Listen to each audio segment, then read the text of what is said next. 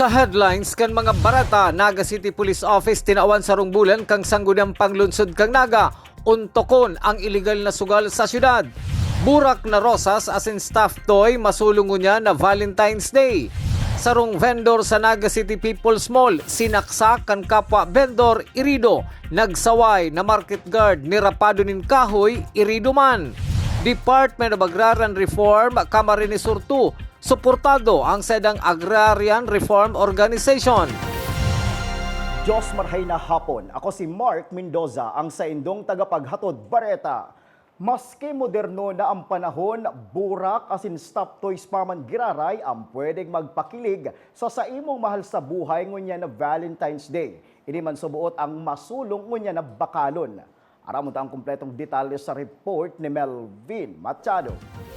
Kung day mo kaya ang mamahalo na bouquet ngunya na Valentine's Day, pwede nang sarong tangkay nin pulang rosas o kaya stuffed toy. Sa pwesto ni Mr. Roy Santa Rosa sa Kinastillohan Road, bababakal ang sarong tangkay nin rosas sa kantidad na 100 pesos. Hasta 500 pesos ang ibang burak. Aper kang rosas, igwaman ning sunflower. Nagdidepende man ang presyo sa pakasadit asin pakadakula kang stuffed toy na pwede man itaong ngunya na Valentine's Day. Ano kita sir sa presyo, starting 100 pesos to 550. Depende po sir sa pagka bouquet niya, may mga single rose kita, sunflower pa aro kaya. Sa stuffed toy, sir? Stuffed toy sir, mga lang kita sir, affordable price man, mga 150 nag-range sa aro kaya, up to 800 aro kaya. Depende sir sa size kang stuffed toys. Pun kasud maahastang ngunyan, marhay man subot ang barakalin nin burak, stuffed toy, asin iba pang pwedeng ipanaong ngunyan aldaw. Dahil gabos na burak na silang pinagtitinda ang mauubos, kung kaya pinagtatansya lang ninda si pwedeng mabakal. Kami kaya sir, mga seasonal kami. Kung mga itong araw ka mga stuffed toy sir, di man bagay na, di man nalalapanon, di man na, naisasaray may mangyari yan. Oh. Ang burak po kaya sir, dapat estimated mo na itong dapat na makaya mong ubuson kang sarong mo. Kung maalalantay siyempre dapat araw mo baga tumam na ikaya lang na ubuson kang ititinda mo. Sa agang Miyerkules, hindi naman babakantihon ang sedang pwesto sa Kinastillohan. Para sa GNN TV48 Naga, Melvin Machado, Newsbreak. Sa kasumpay na bareta, sa laog ning sarong taon, 2 beses lang nauukupar kan City Smile Vendors Association ang Kinastillohan sa sentro kan syudad ning Naga. Susog ki Barangay Kagawad Efren Perez na iyuman ang presidente ka nasabing asosasyon. Valentine's Day asin Pasko sa nasinda na pwedeng magpwesto digdi. Depende man sa pagtugot kan lokal na gobyerno kan Naga. Yes po, naano po kami February Valentine's Day and December Christmas Bazaar. Padagos pa sa mga bareta, matapos ang haros 2 taon na dai pinagtugutan kang Naga City District Jail ang conjugal visit, ngunya na Valentine's Day pinagtugot na ang conjugal visit sa mga person deprived of liberty sa saindang agom asin common law spouse o live-in partners. 4 na kwarto ang pinagpreparar ni Jail Chief Inspector Jerome Guerrero para sa mga ma-avail kan conjugal visit. Alagad bago sinda tugutan, kaipuhan magsunod sa protocols na pinaglatag kan BGMP. Kaipuhan may negative RT-PCR test, vaccine card asin nakapagrehistro sa BGMP. Padagos pa sa mga bareta, Naga City Police Office, Police Station No. 1 na naunin burak sa mga street sweepers kan syudad. Ang detalye sa aramon to sa report ni Jerome Breeze. Ngunyan na Valentine's Day, manlain-lain na gimmick ang ginigibok kan mga police station na sa syudad ni Naga, tanganing magtaunin kaugmahan sa publiko. Sa lado kan Police Station No. 1 Naga City Police Office, sa pamamayo ni Police Major Ray Alvarez, na nausindanin burak pasado alas 5 nin aga Kasubago sa nasa 15 mga street sweepers sa kan syudad. Para sa burak, pigtawan man in digit na kantidad nin kwartaan mga ini na lalong nagpaugma sa sainda. Natingo ko kita ni distribution ng process with matching tigdagan na po ni 100 pesos na tangkay para lalong mag-organize po ng mga street cleaners na dito sa area ng Station 1 na kung saan hindi na pag-celebrate ka Valentine's Day bago lang pong burak, siyempre yung mga pangangituan kong iba, yung mga street cleaner na appreciated po nila si ng Burak, pero mas magay po kasi may dinagdag po ng higit na amount para kung ano pa man ang makalita is mapadagdag po sa kaugmahan nila. Nahil po sa ilang mga nalawgon na sobrang kaugmahan na amay na distribute po ito. And after kaya, dito po sila pinabreakfast sa station.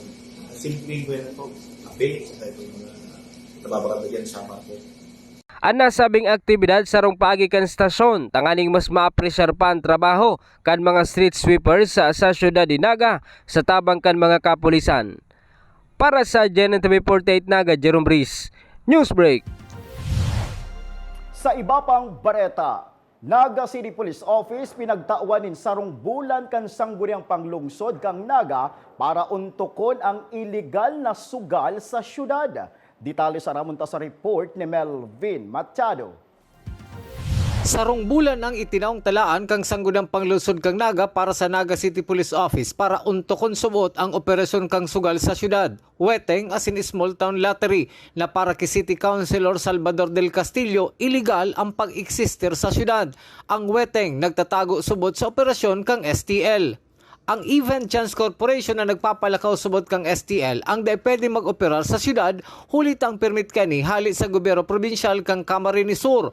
Kung sa loob ni sarong bulan, mayong ginibo ang Naga City Police Office sa sedang pakiulay. Hapot, ano ang sendang gigibuhon? Nakiulay kita sa PNP na pakusugon si kampanya pag-abot sa mga illegal na sugal sa Naga. Particularly ini yung STL and waiting because ang STL, may pagtubod ako na ang STL, pigigibong sangkalan kan waiting. Mientras tanto kang nakalis na sesyon, pinag-imbitaran man si Police Colonel Nelson Pacalso, ang City Director kang Naga City Police Office sa issue kang STL sa syudad. Para sa GNN TV 48 Naga, Melvin Machado, Newsbreak. Sa pagbabalik kang Newsbreak, Vendor Market Guard irido matapos saksakon asin rapaduhon kan suspect na vendor sa Naga City People's Mall.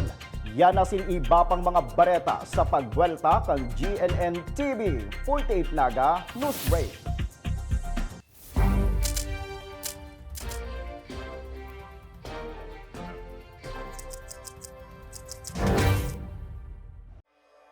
Mas pinalinaw, mas pinalakas, mas pinalawak. Ang GNN TV 48 Naga, digital na! Kung ang inyong TV sets ay digital ready na, pindutin ang scan o search channel button at makikita ang GNN TV Channel 48. Maaaring gumamit ng indoor o outdoor antenna para sa mas klarong panonood. Ganito rin ang gagawin kung kayo ay gumagamit ng digital box. Sa mga susunod na araw, asahan ang mga programang malapit sa puso ng mga Bicolano. Flight attendants, prepare for takeoff, please.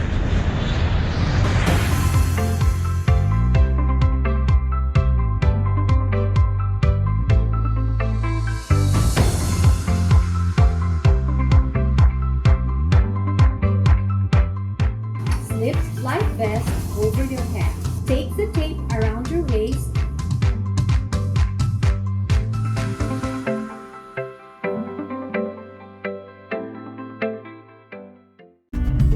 Sa oras ng sakuna, isa sa mga kailangan natin sa ating tahanan ay isang gubag. Ang isang gubag ay naglalaman ng tubig,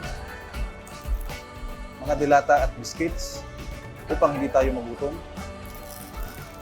energy bars o energy drink, first aid kit, communication devices tulad ng flashlights at batteries, whistles o pito, portable radio at extra cellphone. Mas mabuti kung meron tayong prepaid load guard. Tools tulad ng Swiss knife at gunting. Maaari din tayo magdagdag ng lubid. At huwag natin kakalimutan ang hygiene kit na naglalaman ng sabon, tissue, toothpaste, toothbrush at face mask. Sa lahat ng oras, laging bukas nakahanda ang aming tanggapan. Tandaan, ang Bicolanong alerto, pirming protektado. Work with Business Executive or turn yourself to become one. Explore the career in the world of business with NCF's Bachelor of Science in Business Administration, major in Financial Management. This degree prepares you to excel in the financial service sector. Start it right with NCF's College of Accountancy and Finance.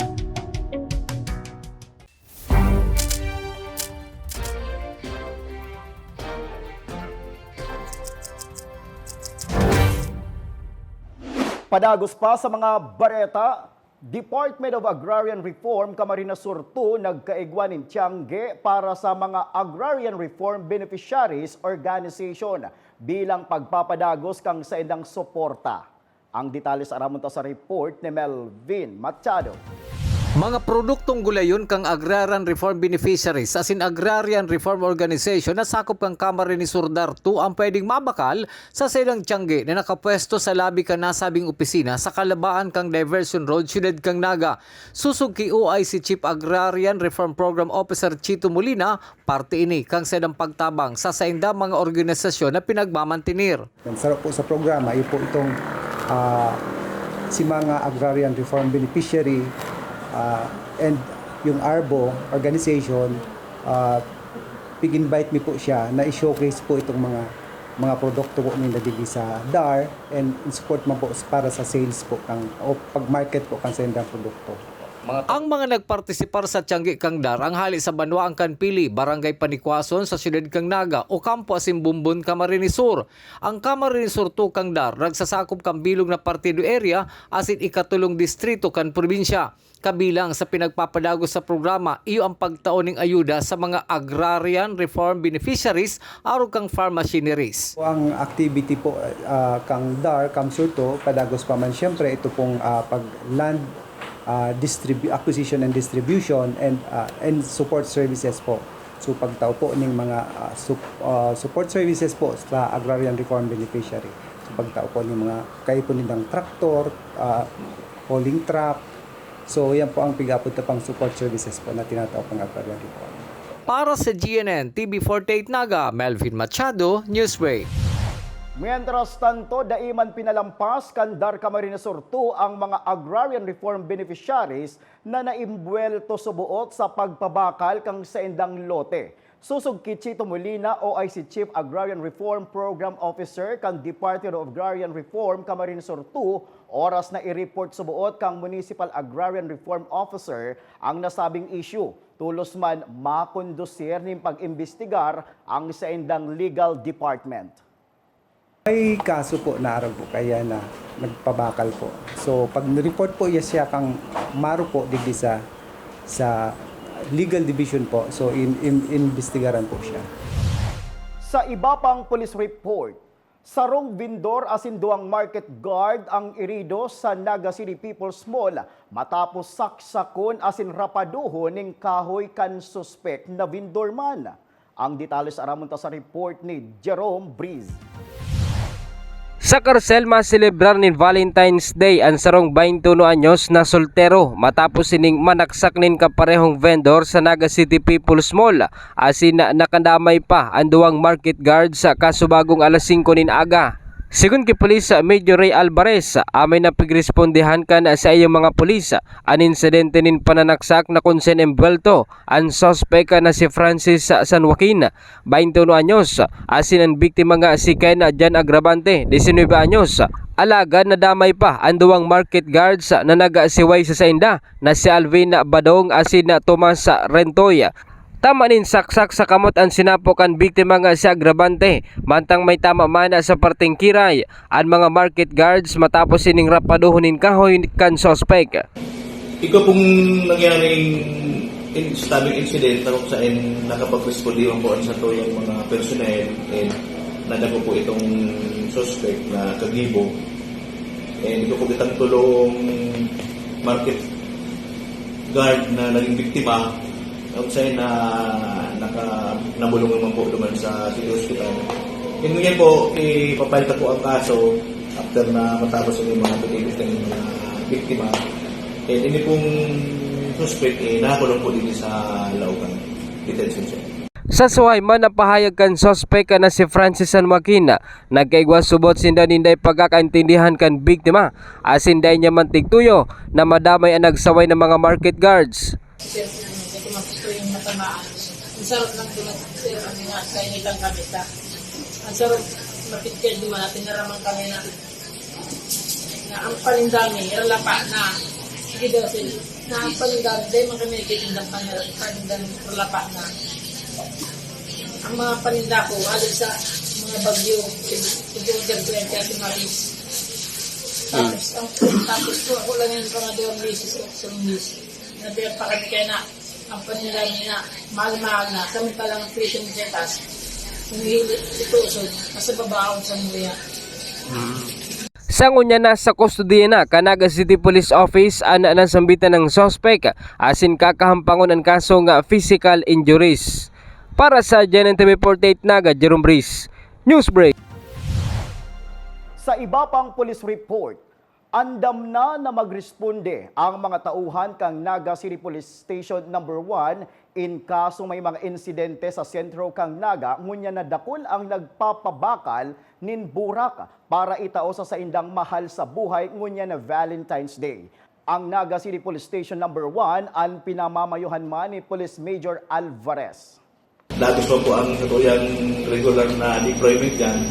Diyan po yan naka-deploy po yung mga patrollers, including the standby po yung mga mobiles na kung saan dagsa po ng tao sa sentro.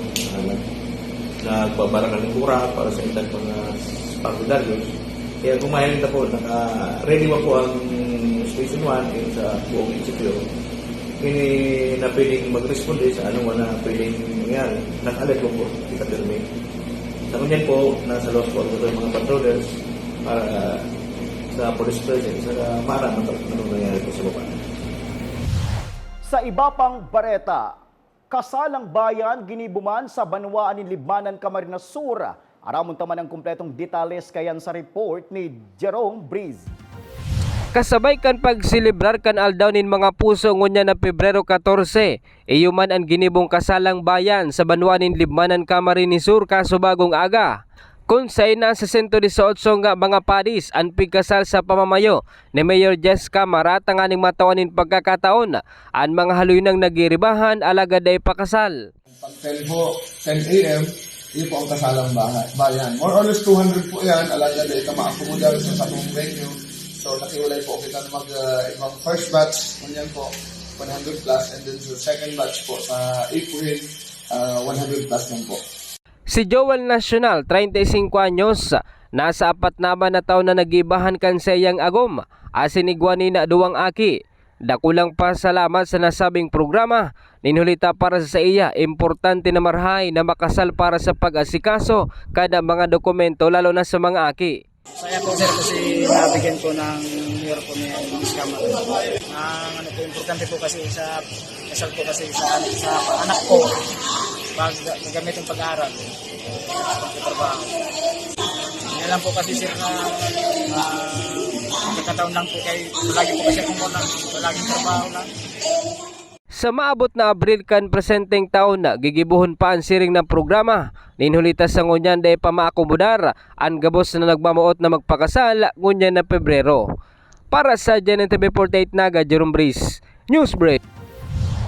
Asin yan ang katiripunan kan mga bareta ngunya na aldaw. Day malingaw na bisitahon ang Samoyang official Facebook fanpage asin ilike ang GNN TV 48 Naga para permi kitang updated sa mga bareta asin istoryang bida ang Bicolano. Liwat ako po si Mark Mendoza. Digbisa na yan sa GNN TV 48 Naga Newsbreak.